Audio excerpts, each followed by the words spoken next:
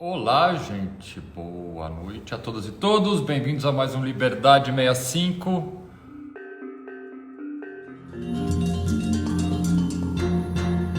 Você sabe que a Dora era minha chefe, né? Foi minha sócia, minha chefe, praticamente tudo na minha vida. Ela não era tão pontual nessa época, agora ela ficou. Boa noite, Dora. Sinal dos tempos, né, Augusto? É isso aí, ó. Sinal dos... A maturidade vai deixando a gente mais pontual, será que é isso? Não sei, a pessoa acorda cedo, não consegue mais dormir. Olha, tô tentando pensar em coisa boa que a idade traz, né? Mas Deixa, tô deixa. aqui. É pânico de Instagram, Augusto. É Não, não pânico, tem pânico. assim. Agora posso falar, a gente já está descolado, estão praticamente influencer, a gente já sabe fazer live com 3, 4, 5, 6 pessoas. Vamos chamar a Sheila. Eu lembrei de Só, carregar só meu celular, já achei Cele- bom. o Kaká que deu aqueles bugs, mas devia ser o Carluxo, o Bolsonaro, que não gosta do Kaká, e devia estar gongando a nossa live. Mas agora com a Sheila, não, com a Sheila a gente não vai A ter isso, não. Sheila parece que é treinadíssima. Ela falou que tá suave para a gente fazer a live com 3, com 4. Se alguém cair, dessa vez sou eu, tenho certeza. Não, ninguém vai cair. Deixa eu chamar mais uma vez aqui. E vocês estão bem? Nossos seguidores, a gente vai ficar conversando com vocês um Tem que pouquinho. enxergar o que escreve, né? É um pouco difícil, mas eu Tem tô excelente aí, ó. uma vaga para trampar no meu escritório. Gente, meu escritório é muito pequenininho. Não tem. O escritório da Dora é maior. Se vocês quiserem mandar currículo para o escritório da Dora, lá o processo seletivo acontece com maior frequência. O meu é muito pequenininho. Tô aqui, ó, Preto Zezé. Preto Zezé, um beijo, meu querido. Chame o Paulo Cogos. Não, não vou chamar o Paulo Cogos. Sinto muito, gente. Não, ele não faz parte. Office boy, Preto Zezé? Não, você podia ser. Sei lá, que cargo que eu vou te dar Abraço de aqui? Recife deve estar bem melhor aqui do que aqui. Joinville deve estar friozinho. Tô só olhando. No seu escritório, doutor Augusto, fala que só Ah, tem queridinhos meus, né? Doutora Bruna, tá aí? Está nos doutora Bruna. assistindo? Doutor André, cadê? Olá, Oi, tudo Sheila, bem? tudo bom? Tudo Que bom bem. receber você aqui. Bem-vinda ao A gente Liberdade tá 65. junto. Bem-vindo, um prazer estar com você. Antes da gente começar, Sheila, eu só vou contar para você e para quem está acompanhando a gente pela primeira vez, por que é Liberdade 65. Eu sempre gosto de começar contando isso, porque Liberdade 65 foi o primeiro endereço que eu e Dora trabalhamos, nos conhecemos, que era o prédio do Márcio Tomás Bastos. É um prédio icônico aqui em São Paulo, que teve uma série de escritórios de advocacia criminal e de outras áreas, e sempre é, pessoas e seres humanos combativos, humanistas. É um lugar onde a gente aprendeu muito, então a gente escolheu esse nome e queria te dar boas-vindas e te agradecer demais por aceitar nosso convite. É um prazer enorme falar com você, ainda que num momento extremamente difícil do nosso país e da sociedade, mas obrigado mesmo por aceitar o convite. Nada, é um prazer estar junto com vocês e Bom, participar Dora, desse projeto, né? Com tanta história aí, legado. nós estamos felizes. Eu estou aprendendo, parece que eu não posso girar na cadeira, então se eu estiver pulando, vocês me mandam ficar quietas. Eu vou contar, Sheila, que lá o nosso prédio da Liberdade, ele era um pouco o que hoje chama coworking, né? Porque todos os andares tinham escritório de advocacia e os escritórios eram minúsculos. Então, você não sabia uma coisa, você descia 2 andares e ia resolver, entendeu? Ou subia, ia no Léo, ia no Torô, pedia pelo amor de Deus para alguém corrigir sua petição. Era isso, era isso.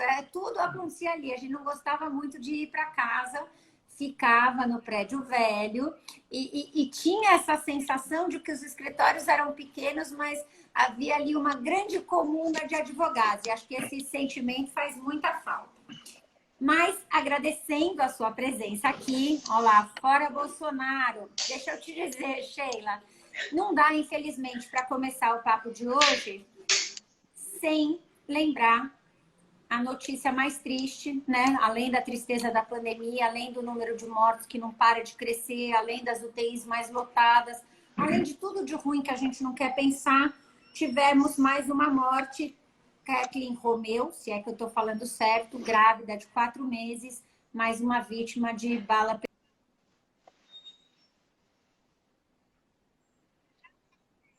Ela foi vítima de bala perdida? Ou será que essas balas não são tão perdidas assim? Será que essas balas, na verdade, acabam encontrando sempre os mesmos alvos, acabam atingindo pessoas, né, que moram nas favelas, nas comunidades, nas periferias dos grandes centros urbanos. Enfim, nós estamos aí no começo de junho de 2028, nesse momento tão sofrido para o nosso país, e eu preciso te perguntar o que esse episódio diz para você, o que você fala para a gente, Sheila, sobre o significado disso para a sociedade brasileira em que estamos. Dora, realmente é muito triste, né? Eu até estava falando para você da dificuldade que eu estava sentindo de estar aqui falando sobre isso hoje, né? Considerando que hoje foi um dia de muita resistência e luta para nós, movimentos e organizações que se articulam dentro dessa agenda, né? Não é só mais uma vida interrompida, são 2 vidas interrompidas, uma família interrompida, né? Uma família que nunca vai ser uma família, né? E isso vindo pelas mãos do Estado, aquele que, em tese, deveria nos proteger, né? E como você muito bem colocou, não há como a gente acreditar que exista uma bala, um ato perdido, né, uma não intencionalidade numa bala que sempre encontra os mesmos alvos, né? Infelizmente, a Kathleen, ela faz parte de um processo de uma política de morte que os corpos negros vivem nesse país, né? Então, muitos de vocês já devem ter ouvido esse termo necropolítica, né? E tudo que isso implica hoje para a resistência dos corpos negros, né? É importante ressaltar que isso não é de hoje, né? Então, a gente vive um processo de política de morte, né? Desde praticamente quando os negros chegaram nesse país, né? Da forma como chegaram, na forma que estabeleceram, na forma que viveram, né? Então, há esse impacto, né? Dessa tentativa de controle dos corpos negros, de privação da liberdade dos corpos negros que a gente encontra até hoje, né? E como a Coalizão Negra por Direitos tem reivindicado, né? Não pode ser de fome, não pode ser de vírus, não pode ser de bala, né? Nós queremos viver. E é muito triste quando a gente continua nessa sistemática da repetição das histórias, né? Toda semana a gente vive uma história triste como essa, né? Praticamente todo dia, né? Famílias são atingidas, famílias são destruídas a partir de uma violência que vem do Estado, né? Seja uma violência pela ação direta, que infelizmente, o que a gente viu no caso da Kathleen, o que a gente viu na chacina do massacre de Jacarezinho, né, que foi o maior massacre do Rio de Janeiro até agora. Infelizmente, né, é possível que haja ainda maiores, ou seja, pela inação do Estado, né, que é o que a gente vê quando a gente está vendo o que a pandemia está fazendo no Brasil, né, um descontrole completo de acesso à saúde, que afeta mais a população negra, né? Então, apesar do Estado ter bloqueado esses dados oficiais com marcadores étnicos raciais sobre as mortes do Covid, a gente sabe que são as pessoas negras que são as maiores vítimas de Covid no Brasil, e hoje a gente tem um cenário extremamente agravado da fome, né? Que também vem por uma inação do Estado, né? Deixar morrer. Né? Para além de fazer morrer, que é o que a gente vê cotidianamente nas nossas periferias, nas nossas comunidades, especialmente aquelas de maioria negra, é um deixar morrer, né? Uma negligência completa e absurda, que infelizmente o que a gente vai ver no caso da Kathleen também, que provavelmente será mais um caso sem resposta, mais um caso sem responsabilização e mais um caso sem reparação por essa família que nos foi tirada. Sheila, aproveitando que você falou de Jacarezinho também, teve um artigo que você escreveu que eu achei extremamente importante, e que tem uma passagem que você fala, não me lembro as palavras exatas, mas era um questionamento se haverá em algum momento um amanhã ou coisa semelhante que a população negra vai viver sem medo. Eu sei que é uma resposta extremamente difícil da gente dar, então eu queria, de certa forma, deixá-la mais pragmática, por assim dizer, e te perguntar o papel da advocacia, já que a gente está falando aqui para muitos advogados e advogadas, entre advogados. Você acha que a advocacia ela consegue ter um papel transformador dessa realidade? Porque a gente, para ser bem sincero, não tem visto isso acontecer, né? Não tem visto isso acontecer. Mas ainda assim, você acha a importância da advocacia era um marco para, de alguma forma, tentar alterar, ainda que minimamente, porque a gente sabe que não é fácil, essa realidade de hoje? Sim. Bem, eu entrei no direito porque eu achava que seria uma ferramenta de luta, né? Uma Yeah, ferramenta para yeah. transformação Tem que ser, social. tem que ser. Não é, Dora, a gente hackeia o sistema, na verdade, né? O direito, ele é um mecanismo para manter essa sistemática de desigualdade e injustiça, né? Ele é um mecanismo que serve a essas elites dominantes, né? Se a gente for ver, a escravidão foi legitimada pelo direito, né? A política de drogas hoje que mina jovens negros na favela e as vidas negras, né? É legitimada pelo direito. Então, o direito, ele está sempre presente na manutenção dessas estruturas que permeiam, possibilitam a violência, né? E possibilitam a manutenção desse status de desigualdade social, racial e econômica que a gente vive. O que a gente faz e que é importante a advocacia fazer é hackear esse sistema, né? O que a gente tenta fazer, eu, enquanto advogada de direitos humanos, eu tento redirecionar a intencionalidade do direito para o outro lado, para que ele de fato tenha um cumprimento social, né? E acho que esse é o nosso papel. Essas comunidades precisam de nós, né? Essas comunidades precisam de alguém que consiga buscar e fazer essa luta no campo das institucionalidades por elas. Assim, eu acredito nas instituições democráticas, né? Infelizmente, cada dia acredito menos, tá difícil, principalmente vivendo aqui no Brasil. Mas eu acredito, né, nas institucionalidades, no potencial das institucionalidades em amparar, ainda que em nível imediato, né, a uma necessidade, né? Mas a gente precisa fazer essa subversão desse sistema, né? É isso que a gente tem visto, né? Eu acompanho, Augusto, o caso do Mães de Maio, né? Eu sou advogada do Mães de Maio no campo internacional, no caso que agora está na Comissão Interamericana de Direitos Humanos. Por quê? Porque a gente não conseguiu amparo em nenhuma instância aqui no Brasil. Foram 14 anos parados, né? Sem responsabilização por aqueles jovens, né? A nível de massacre, se a gente for pensar, foram mais de 560 jovens mortos na periferia de São Paulo em um período de 10 dias. Isso é extremamente violento, extremamente absurdo, e a gente não tem uma resposta do Estado sobre isso. Né? Não é nem uma questão de responsabilização, uma questão de reparar essas vidas que ficam, né? Porque a política de morte, ela é violenta nesse sentido, né? Ele não mata só aquele alvo direto, ele destrói toda uma família. Então, é muito triste para mim acompanhar de perto Mães de Maio e ver as mães que hoje já morreram por conta dessa violência vivida em 2006. Morreram de tristeza, morreram de depressão pelos filhos que elas perderam. E são essas pessoas, né? Essas pessoas que constroem essas lutas, que constroem esses movimentos, que foram atingidas por essa violência, né? Que precisam de uma ajuda, né? Precisam de um amparo, precisam pelo menos acreditar que um outro mundo é possível, né? E acho que no artigo que você mencionou, eu tentava colocar isso, sonhar com uma sociedade que a gente pode andar, de fato, livremente na rua, né? Que eu posso estar grávida no bairro que eu nasci, no bairro que eu vivo, no bairro que eu vou crescer com a minha família, né? E que essa vida não será perdida, né? Que eu posso chegar com segurança em casa. Assim como há outras pessoas a quem a cidadania é completamente reconhecida, né? Tem esse direito. Isso vira um privilégio. Chegar em casa com segurança vira um privilégio, né? A que ponto a gente chegou, né? Processo sistemático de não reconhecimento da cidadania negra. Se a gente for pensar, nós negros nunca foram reconhecidos como cidadãos de fato, né? Como sujeitos de direito. Então, a advocacia tem, sim, esse papel de fazer com que negros sejam reconhecidos como sujeitos de direitos por essas instituições, pelo Estado que a gente vive. Ainda que eu esteja um pouco descrente das instituições, mas é para isso que não.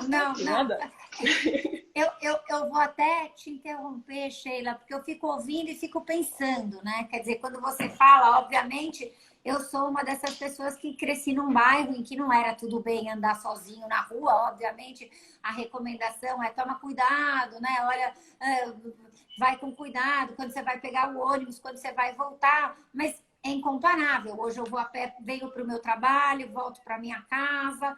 Né? Quando você vai conversando comigo e eu estou ouvindo, até anotei aqui, Preta Ferreira apareceu na telinha, usar o próprio beijo, Preta, para combater o direito. Eu, na faculdade, Sheila, o direito que eu aprendi, nós estamos voltando lá para o início da década de 90, tive um professor de sociologia jurídica, que era um crânio, José Eduardo Faria, mas, enfim, uma pessoa ali que tem quem ame, tem quem não goste, né? E ele era o chefe do PET CAPS, ele tinha um diálogo muito direto com os alunos e ele identificava, pelo menos no início dos anos 90, na São Francisco, ele dizia que o ensino do direito, que um bom advogado tem em si, tem dentro de si esse espírito conservador, que você aprende, você é treinado para conservar, né, as regras, as normas, a Constituição, o que seja. E acho que esse conflito, aqui do que nós estamos falando, né, onde é que está a cabeça, a formação, a leitura que a gente recebe na faculdade, como é que isso sai depois? E eu queria chamar o nosso papo para acho que é o primeiro diálogo indireto que eu lembro de ter com você, Sheila, que foi quando você participou de uma das nossas muito legais lives do Prerro aos sábados, que falava sobre letalidade policial. Eu estava lá te assistindo, uma live super interessante, e no meio da live apareceu uma parte da campanha do Dia da Condenação Injusta, que o Innocence Project, Projeto Inocência, estava fazendo. Marco Aurélio, Gabi, Fabiano prestigiaram essa campanha. E eu me lembro que alguma das falas que apareceu, você... Não sei, você vai me dizer agora, queria que você contasse. Acho que não foi o que você contestou, mas a discussão migrou um pouco para a dificuldade que a gente tem a usar determinados termos, a escolher determinados enfoques. E eu vivencio isso muito no Innocence, né? Você falou, a mãe, a gente dialoga sempre, o filho está preso, ele foi alvo de uma injustiça brutal. Hoje eu visitei um menino, já está há 4 anos na cadeia, né? Ainda não conseguiu contar a história dele para ninguém. Ele está preso e a família está presa com ele. Mas nesse dia, a gente falava sobre o problema do reconhecimento. Então eu lembro que eu falei, muitas vezes o erro do reconhecimento ele nem é intencional. É uma coisa que pode acontecer porque a vítima ela é induzida a reconhecer, né, Augusto? Vai o cara do show-up, mostra só uma foto e tal. E ouvindo você, me veio à cabeça justamente a Bárbara Quirino, que foi ela vítima de 2 erros judiciários, falando, Dora, você tem que tomar cuidado, porque para muita gente, onde eu tô, o erro não existe assim, aconteceu sem querer. O erro tem esse componente intencional, tem essa característica da seletividade do sistema de justiça criminal para condenar aquelas pessoas.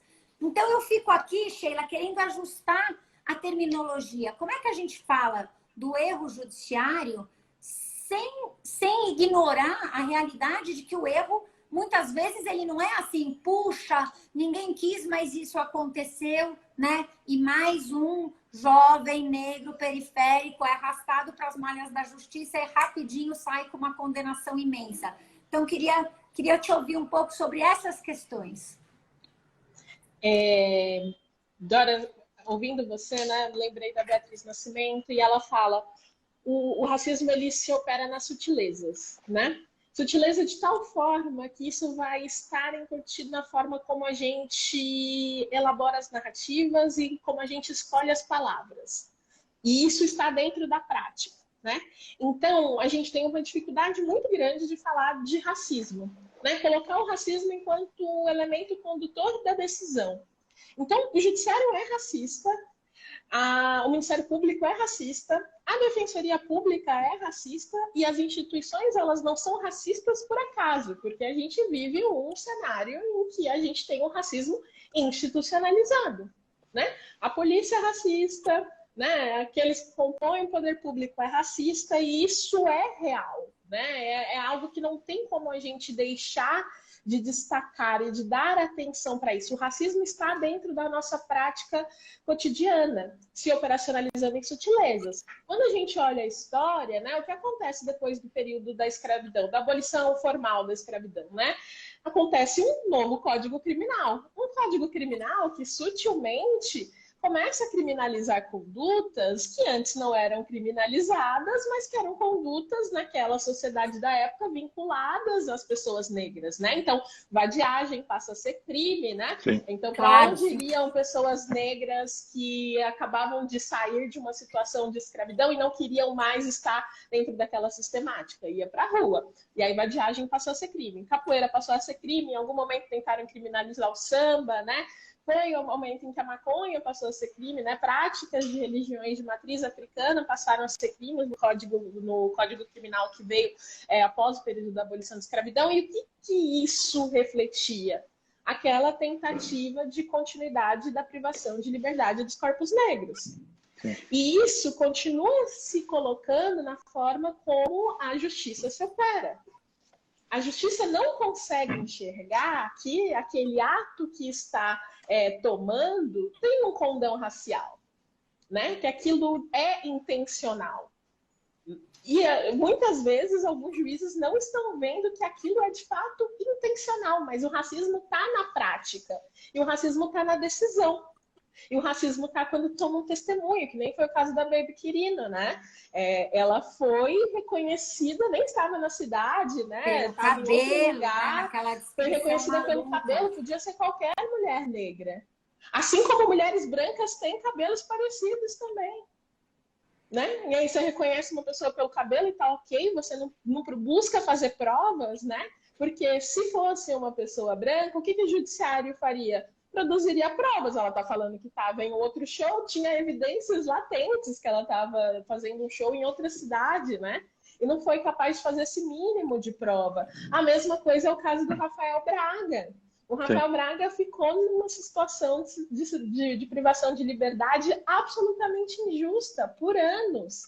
E aí depois ele foi preso novamente por conta de dessa condenação injusta, né? Por estar com esse registro criminal. Porque é isso, uma vez que você é preso, né? Se já é difícil ter cidadania quando você não é preso, o pleno exercício da cidadania, quando você é preso, você acaba, né? Eles acabam com a sua vida. Você deixa de ser pessoa, né? Deixa uma de pessoa, um ter sujeito voz, de é direitos. uma Você não não pessoa. existe, né? Uma não pessoa. E aí, você me falando dessa história, eu lembrei de um caso do IDDD, de uma pesquisa que o IDDD fez da audiência de custódia. Sim. Na apresentação me chamou muita atenção, que lá em Minas Gerais, na audiência de custódia, eles tinham as sandalinhas, né, da audiência de custódia.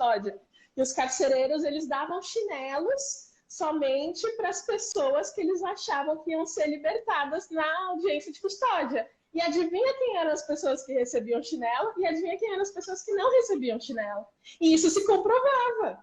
Né? Então, olha como o racismo realmente se opera na sutileza do sistema de justiça, né? E aí o juiz olhando a pessoa que estava com sandalinha, né? Ele já está mais propenso, né? A decidir a favor ou contra a pessoa que está ou não usando a sandalinha, né? Essa história me marcou muito, porque evidencia o que a gente vê na prática no sistema de justiça criminal, né? Um completo descaso, um completo desamparo, despreparo e uma vontade de condenar pessoas negras. E aí a Preta Ferreira está aqui, o caso dela é também extremamente emblemático disso, não só de uma pessoa preta, uma pessoa negra, mas uma pessoa que faz isso em um exercício militante, né? Então aí combina, tem coisa melhor para o sistema de justiça racista do que condenar uma mulher preta combinado com uma mulher que luta, né? Nesse processo com o movimento social, com uma tentativa de criminalizar o movimento social que a gente vive, né? Enfim, salve Preta, né? A liberdade dela é a liberdade de todas nós.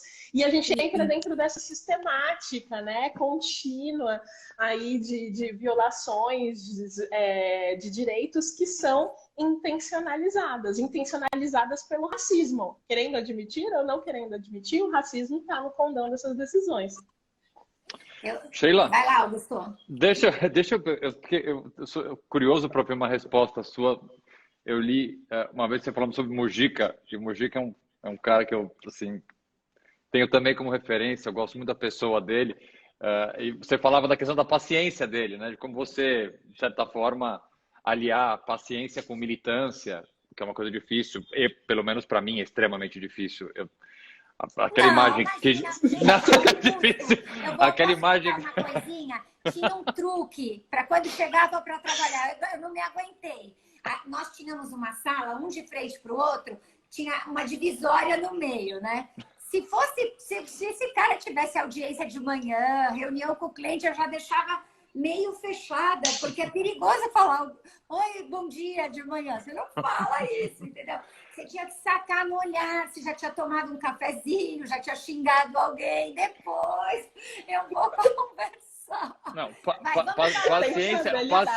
paciência não é o meu forte, eu vou assumir. As pessoas que me conheceram através da televisão no debate, aquele é um Augusto com muita respiração, muito trabalho.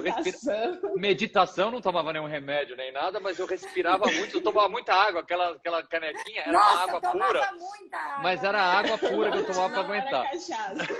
Não era cachaça. Eu sei. Eu queria te perguntar, assim, no momento que a gente está vivendo, Sheila, que eu não preciso nem te dizer, nem preciso dizer para todo mundo que está ouvindo a gente, que momento é esse? Como é que você consegue fazer militância ainda sendo paciente? Assim, tem alguma fórmula mágica para simplesmente não ter vontade de mandar algumas pessoas, e não são poucas, né? São milhares de pessoas muitas vezes, para sei lá para onde? Assim, como é que você discute militância com negacionismo, por exemplo, com teorias completamente absurdas, com coisas nonsense? Como é que a gente se coloca como militantes para tentar discutir hoje em dia com paciência com pessoas como as que a gente enfrenta muitas vezes por aí? Você tem alguma fórmula mágica para ensinar para a gente? Primeiro, não sei em que momento eu dei a impressão de que eu era paciente, porque eu queria ter a paciência do Mujica. Mas ele falou e olha, tá aqui, ó, tatuado no pulso. Paciência e militância. Porque quando eu fico desesperada, qual que é o gesto que eu faço? Isso aqui. Aí eu olho, paciência e militância. Aí respira e rebusca a paciência que deve existir em algum lugar do meu ser, porque não tem. E o Mujica, ele fala isso, Augusto, num contexto muito interessante. Foi antes do golpe de 2016, foi 2015, se eu não me engano. Ele veio aqui, São Bernardo do Campo, num sábado de manhã, 8 horas da manhã, e lá fui eu para São Bernardo do Campo, 8 horas da manhã. Antes, né, tive que sair de casa, sei lá, 6, para chegar em São Bernardo para ver o Mujica às 8 da manhã. E aí o Mujica começa a falar, e ele, da forma muito lúcida que ele começa a contextualizar algo que a gente vive na América Latina, né? Tentando sair um pouco aqui do contexto do Brasil. Então ele fala, tá vindo aí forças conservadoras, né? Mais do que conservadoras, forças reacionárias que querem destruir todo aquele legado de luta que a gente conseguiu construir para vocês, juventude, né? Então a gente está observando nos países um desmonte de direitos, de políticas de direitos humanos, políticas públicas que foram criadas para tentar dar uma vida melhor para todos. É isso que a gente assistiu no Brasil depois de 2016, né? E ele já estava dando ali um spoiler do que haveria de ser também para o Brasil, né? E ele falou, não vai ter como conter, mas vocês vão ter que se rearticular, assim como a gente falou, porque a luta por direitos não pode acabar. Agora, essa luta, para ser feita, ela tem 2 ingredientes, paciência e militância. E eles têm que estar juntos. Não adianta ficar esperando pacientemente as coisas mudarem e melhorarem, porque isso não vai acontecer sem luta. Para fazer a luta, né, a militância, para fazer isso, você precisa estar em luta, precisa estar em militância, precisa estar construindo em coletivo. E para estar construindo em coletivo, você precisa ter paciência. Então, ele fala paciência e militância, né, que é a receita para como a gente poderia superar aí esses processos de desmonte de direitos que a gente não só ia viver, como a gente viveu, né? E aí, um dia eu estava numa reunião pesadíssima, porque vocês sabem também que a sociedade civil brasileira não é fácil. Né? Então, essa reunião nem era uma reunião com o governo, era uma reunião com a sociedade civil. Nossa, eu vou precisar de muita paciência se eu for ficar aqui. Aí eu saí dessa reunião, entrei numa salinha de tatuador e tatuei. Paciência e militância. E aí agora tá no curso para eu lembrar sempre, porque é isso, paciência e militância, e assim a gente está fazendo, né? Porque eu acredito que a gente só vai reverter essa situação com muita luta coletiva, né? Com muita força entre entre nós, com muita troca entre aqueles que ainda acreditam na ciência, que ainda acreditam no conhecimento, que ainda acreditam na vida, né? Na necessidade de defender o direito à vida, porque é disso que a gente está falando hoje, na verdade, né? Sim, no Brasil sim. de hoje. E a construção de uma sociedade mais empática, que consiga ver a dor no outro, né? A gente tem uma campanha, inclusive o chefe Edson Leite, que faz parte, Marina de Deus estava aqui também participando, e vocês mandaram as fotos também para a campanha, Imagine a Dor, Adivinha a Cor, né? Que é uma forma de tentar sensibilizar a nossa sociedade para a dor do outro, né? E fazer com que aqueles que não passam a mesma experiência que a gente vive dentro das nossas comunidades, das nossas favelas, enfim, das nossas famílias, consigam entender que é importante a gente lutar pela vida de todas e todos, né? É aquela lógica que sempre me perguntam, né? Quando eu falo vidas negras importam, mas falam, não é todas as vidas que importam? Sim, todas as vidas importam, mas a gente reforça que vidas negras importam porque nós somos educados a acreditar que não importam. Né? Então, é importante a gente destacar isso, né? Que para além da importância, né, da gente lutar por todas as vidas, a gente está atento àquelas vidas que são consideradas de menos valor, mas não poderia assim ser, né? Faz um ano que teve toda aquela manifestação no Instagram, sei lá, luta antirracista, na rua, nos quadradinhos pretos, né? Nas mídias, enfim, nas ruas, mas o quanto isso se reverte em prática, né? Porque a gente precisa disso, né? Precisa de uma ação prática, isso tem que estar na nossa ação do cotidiano. A gente não pode deixar essas coisas passarem no silêncio, né? Eu acho que a Kathleen hoje ela foi morta 2 vezes, Dora. Ontem ela foi morta naquele ato extremamente violento e hoje ela foi morta pela cobertura que a imprensa e a sociedade deu, né, dessa morte. É como se fosse algo banal, como se fosse mais uma operação policial, né, fogo cruzado. Ela não é vítima de fogo cruzado. Ela é vítima de uma política de morte muito bem bancada pelo Estado e pelo governo que a gente vive hoje, né? Não é um acidente, não é um caso isolado. A gente está falando de uma violência sistêmica. Né? E quando a mídia é incapaz de colocar isso também, né? De quando a gente é incapaz de trazer esse debate para o centro, né? Das nossas trocas, das nossas relações, a gente acaba vitimizando essas pessoas duplamente. Sim.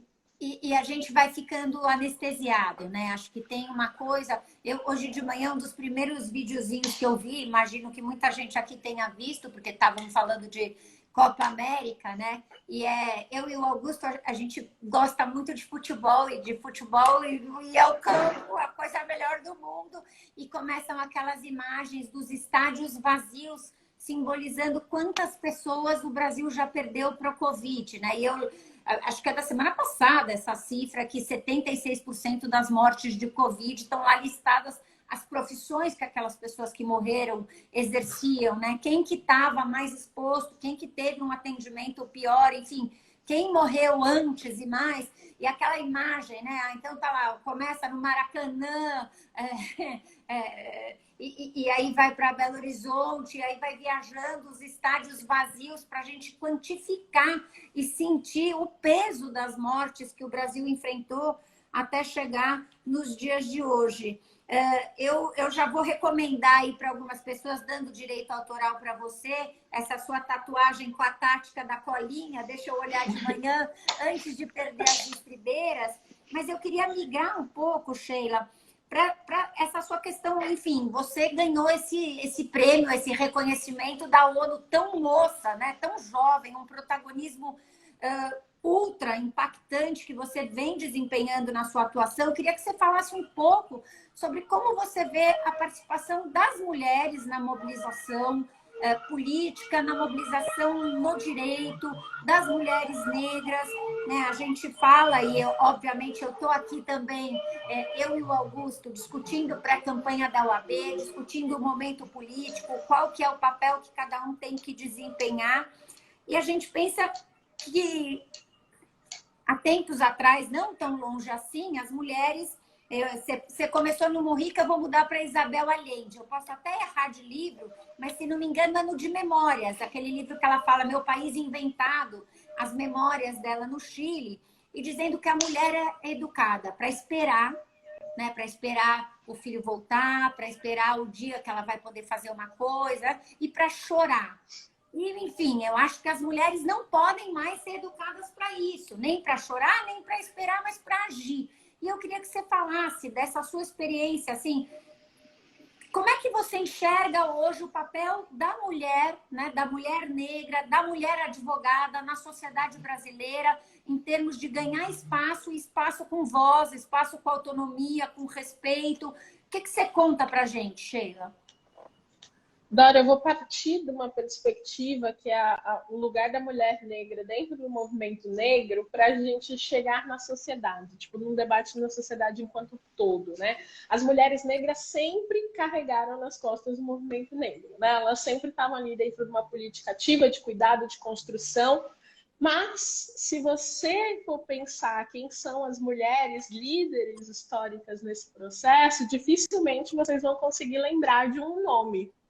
Né? Se você não estuda aprofundadamente a luta do movimento negro aqui no Brasil, dificilmente você vai chegar em um nome, né, de uma mulher negra que estava dentro disso, porque para nós é sempre cerceado o protagonismo, né? Então é aquelas pessoas que fazem acontecer, pessoas que estão nos gabinetes, pessoas que estão na construção, pessoas que realmente tocam o processo, e a gente vê isso acontecendo dentro da dinâmica, mas na parte prática do reconhecimento, da visibilidade e de ser a escolha no momento que essa escolha precisa ser feita, né? Elas são desconsideradas. E aí isso tem uma série de fatores, né? E quando a gente coloca essa dupla discriminação, é ainda mais difícil o acesso, né, da mulher dentro desses espaços, né? É complicado, é difícil, cheio de percalços, cheio de obstáculos o acesso da mulher nos espaços de poder. E a gente vê isso, né, com muita ênfase. Quando a gente coloca ainda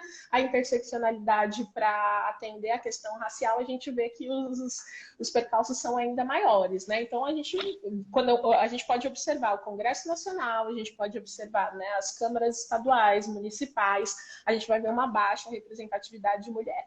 E quando a gente vê o executivo, né, isso é mais grave ainda, né? É como se as mulheres não tivessem a capacidade de executar, sendo que as mulheres estão executando tudo a vida inteira. Né? Estamos na marcha quem executa, exato, quem executa são as mulheres, mas quem recebe os créditos sobre isso é homens. A gente tem uma governadora hoje no Brasil, né? São 27 estados. É muito absurdo o quão atrasado a gente ainda está dentro desse debate, né? Nós nunca tivemos uma mulher presidindo a OAB de São Paulo, Sheila. Não tivemos uma mulher presidindo a OAB de São Paulo. Pronto. E a OAB Nacional? A OAB Nacional também não. Quantas são as mulheres negras conselheiras, né? Então vamos disputar esses espaços. E eu acho que a gente está pronta para disputar, a gente está pronta há muito tempo, né? Há um exercício também de se reencontrar enquanto alguém que tem valor para disputar esses espaços, porque a gente sabe que esse processo de invisibilização, ele também é um processo que mexe com a psique, com a autoestima da mulher, né? Com tentar enfaticamente colocar a mulher no lugar. Eu estou num processo hoje, Dora, de encontrar a minha voz, e isso dentro de uma escola da Audre Lorde, né? Que é uma poetisa lésbica, negra, resistente, lutadora, americana, enfim, que ela coloca uma frase que para mim é muito importante: o silêncio não nos protege, né? E muitas vezes a gente fica dentro dessa sistemática do silêncio e não vai disputar esses espaços porque esse é um lugar que nos impõe, né? Então a gente tem que lutar todos os dias também com essa dinâmica do silêncio que nos é imposto, né? E buscar as nossas vozes e pleitear esses espaços. Vai ser difícil? Vai ser muito difícil. Vai ser resistente? Vai ser muito resistente. Tem um lugar, Augusto, não sei se você conhece, deve conhecer. Lá no Ministério da Justiça tem uma sala que eles chamam de Sala dos Retratos. Sim, São 4 paredes com os retratos de todos os ministros da Justiça. Homens brancos. brancos. Os ministros da Justiça. Homens todos brancos. Os homens brancos possíveis. São a galeria paredes. de ex-presidentes da sala, OAB, desesperada. Então, a galeria dos quadros da OAB, né, gente? Que pesadelo. A gente não pode mais viver nesse tipo de sociedade, uma sociedade que não representa, de fato, a população brasileira, uma sociedade que não está alinhada ali. A questão da representatividade, ela é muito maior do que só ter pessoas ali que se enquadram, né, dentro dessas características, e o governo bolsonarista ensina isso para a gente muito bem. O governo bolsonarista tem mulheres, tem negros, né? Não nos espaços, né, como o Ministério da Justiça, o Ministério da Educação, enfim, mas tem, né, uma participação maior dentro ali do quadro do executivo, mas não são pessoas que representam também as nossas agendas, as nossas existências, né, que lutam ali para que essas disparidades e desigualdades sejam superadas, né? Então, quando a gente está falando de representatividade, a gente está falando de uma representatividade estética, sim, né? Política, sim, mas uma representatividade de agenda, né? Uma representatividade de alguém que lute por nossas causas. E a gente só sabe que vamos conseguir isso quando a gente conseguir atingir esses espaços, né? Então, é uma luta constante, seja para a disputa da política institucional, seja para estar presente nas instituições aí do sistema de justiça, seja para estar presente numa OAB, né? No OAB da vida, que é uma instituição democrática extremamente importante e que necessitava ser mais representativa. A maior parte da advocacia é de mulheres, não é? Sim, São as maiores da advocacia. Né? A gente está tendo uma advocacia. Sheila, muito mais. Você vai descendo ali na faixa etária, mais mulheres. Vai olhar as alunas de direito, mais meninas. É isso. Sheila, deixa eu te fazer uma pergunta, porque é muito bom ouvir você falar, porque de falta de voz você não sofre, né? Você tem essa voz sonora, forte e bem lastreada, né? Você vem com um conhecimento que você busca, que você traz referência, que já é seu, e isso é muito bacana. E eu sei que você está em todos os lugares ao mesmo tempo. Você lembrou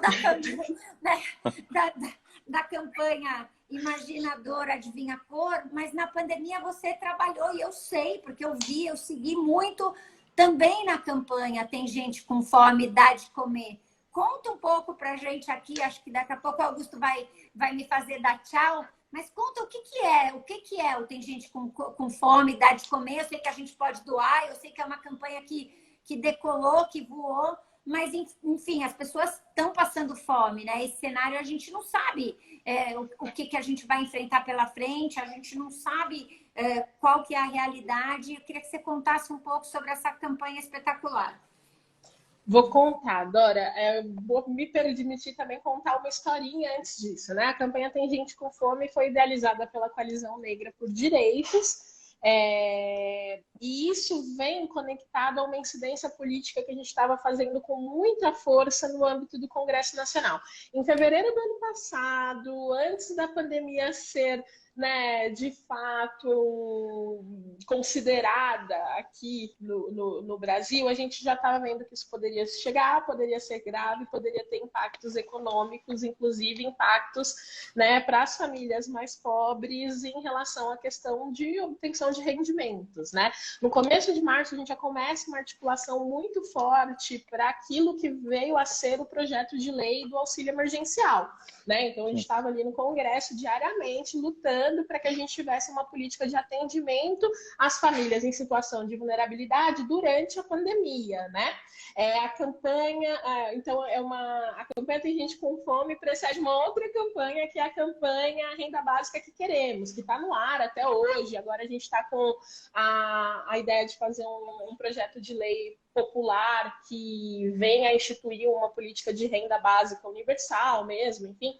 Mas o nosso foco inicial era isso, um atendimento emergencial às famílias em situação de vulnerabilidade, a maior parte delas negras, né, que pudesse ali atender esse período ruim que a gente viveria. A gente conseguiu, né, até uma vitória interessante ali no âmbito do Congresso, se movimentou rápido, né, várias reuniões, Maia, enfim, companhia, papapá, e a gente conseguiu um projeto de lei minimamente ok, né, dentro dos parâmetros, que depois teve alguns vetos ali presidenciais, mas que conseguiu instituir uma política de auxílio emergencial minimamente decente, né, entre valores de 100 a 1.200, dependendo ali das estruturas familiares, né, dependentes, enfim. E a gente conseguiu manter o auxílio emergencial por um tempo, né? Depois ele foi fragmentado e em setembro ele foi extinto, né? Com a extinção do auxílio emergencial, a gente, por mais que tivesse nessa luta de uma continuidade, um projeto de lei que focasse na instituição de uma renda básica universal, ali no sonho do antigo senador Eduardo Suplicy, foi muito difícil continuar um trabalho mais forte dentro das comunidades, porque a reivindicação das nossas comunidades, da Coalizão Negra por Direitos tem ação no território nacional, né, em comunidades por todo o país. Estamos presentes nos 27 territórios. A reivindicação principal era fome. Estamos com fome. Comida, alimento. As pessoas é comida que a gente precisa, né? Então, isso começou a travar as nossas ações políticas dentro dessas comunidades. E só tinha uma reivindicação, que era a reivindicação principal que a gente precisava dar cabo. Tem gente com fome, né? É o poema do Solano Trindade, tem gente com fome, tem gente com fome. E ali na luta no campo das institucionalidades para o retorno do auxílio emergencial, né? E falhando, enfim, né? Miseravelmente. Depois tivemos outras percas, como a PEC que instituiu um bloqueio, um teto para o auxílio, enfim, né? Vocês acompanharam todos esses trâmites. Então, a gente teve que atender a lógica do nós por nós, né? E aí, cumprindo o papel que deveria ser do Estado, a gente lançou a campanha Tem Gente com Fome, que é uma campanha de ação humanitária, né? É uma ação humanitária, mas também é uma ação política, é uma ação que visa discutir também nas comunidades, né, a importância da gente fazer um debate sólido sobre insegurança alimentar. Não é factível que, passado 10 anos, de 2011 a 2021, a gente saiu do índice de 3% de pobreza extrema para 12,9% de pobreza extrema no país. Hoje a gente tem 2/3 da população brasileira em uma situação de insegurança alimentar, ou seja, pessoas que não sabem de onde vai vir a próxima refeição. Isso é extremamente grave, né? A termos de projeto de país, né? De política do país que a gente quer. Então a gente não teve outra alternativa, né, em diálogo com as nossas comunidades, senão atender essa urgência. E a gente lançou a campanha Tem Gente com Fome, foi um sucesso, né? Então eu agradeço até o Prerrogativas também, que tomou parte, né, junto da campanha, junto com outras organizações muito importantes, Anistia Internacional, Instituto Etos, enfim, a gente vai passando nos lugares, né, fazendo amizades, trazendo para perto, e a gente consegue resistir melhor nesses momentos que a gente precisa de grande mobilização da sociedade civil. E a gente conseguiu, Dora e Augusto, né? A gente atendeu até o momento mais de 80 mil famílias, né? Com aí menos de 2 meses de campanha correndo forte, né? E assim, é um atendimento robusto dessas famílias, né? Uma cesta básica digna, cesta com produtos de kit de higiene, né? Informativos também, porque como isso permite que a gente faça um trabalho comunitário muito próximo, né? De estar na casa das pessoas, de estar perto das pessoas, né? Isso também possibilita que a gente entre em um processo de diálogo com elas sobre o que não pode fazer. Então, não vamos tomar feminicida lá, não vamos tomar isso, né? Vamos se cuidar direitinho, isso está existindo. É importante, porque as pessoas estão numa situação de desespero, né?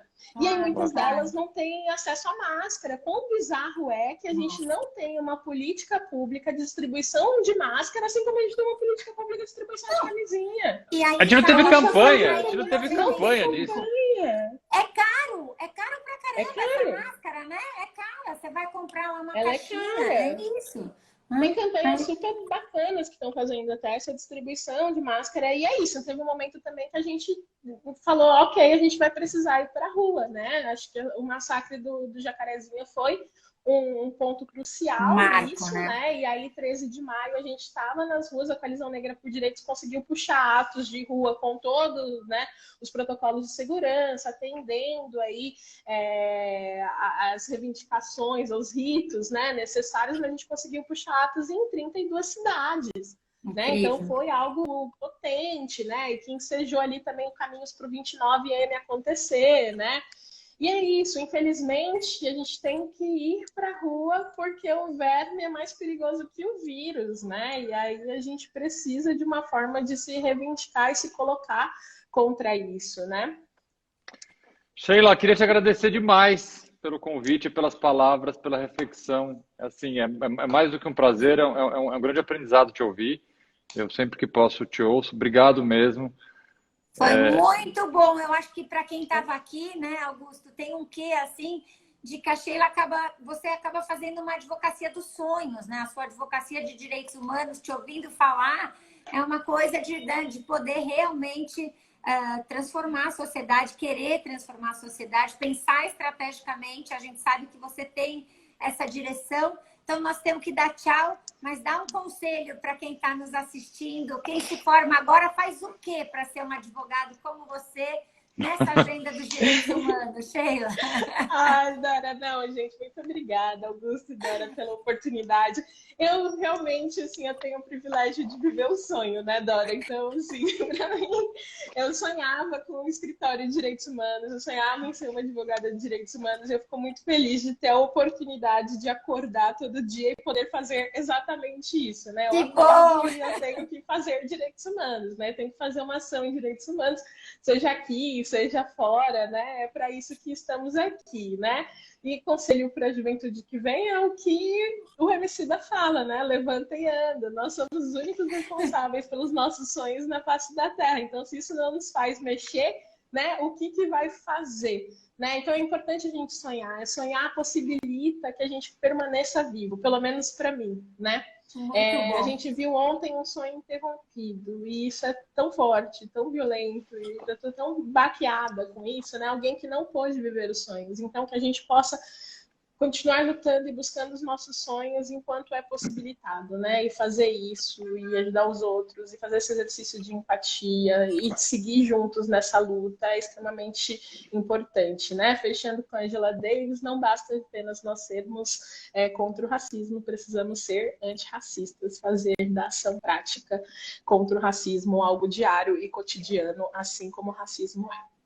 Obrigada, Sheila. Sheila. Obrigado pelas palavras. Foi demais. Um beijo para você. Eu que agradeço. Tchau, gente. Tchau, Tchau, gente. querida. Tchau, Dó. Tchau, Dó. Fiquem bem. Tchau.